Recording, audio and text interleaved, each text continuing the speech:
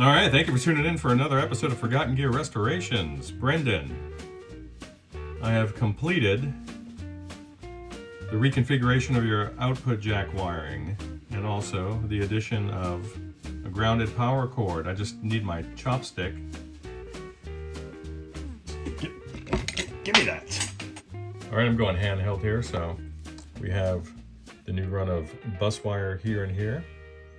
You're going to keep your reverb input and output there intact, and then we have the lovely new grounded power cord wiring.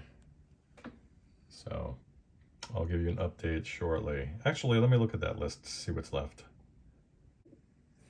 All right, now let's see here. We have installed the new power cable, got rid of the old fan power wire. We reconfigured the output jacks, cleaned and lubricated all pots, jacks, and tube sockets. We've retensioned the tube sockets. We've replaced any preamp tubes that are not performing their best. So not much left here. Let's have a look at these filter caps and see what kind of ripple we're getting out of these guys, if any.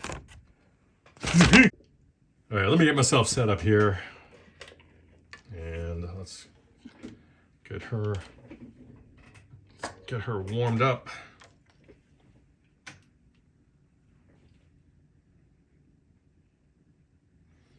All right, remember, per our discussion, and I know you have your wits about you, but I gotta say it again, these are the original jacks as discussed, and it is now configured as a vintage Marshall.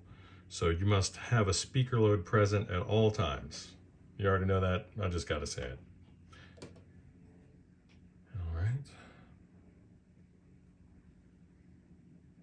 So let's see what these caps are up to.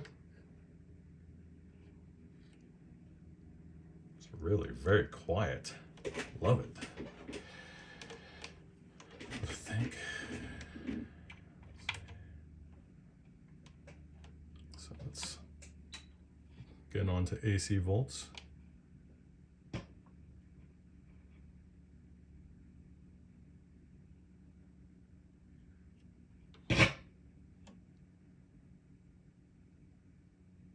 Wow.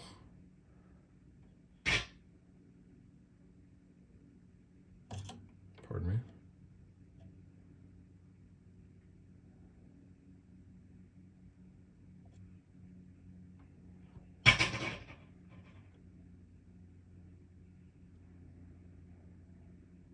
Some a little more worn than others. It's tremendous. It's ridiculous. Can't believe it. Wow. Check this guy.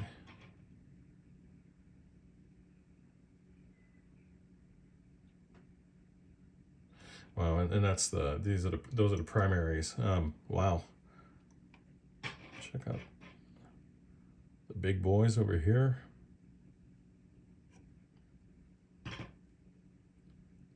After that dropper. And further downstream.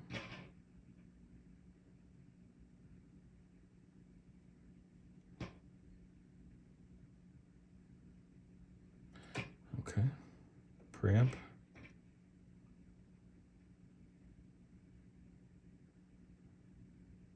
Nice.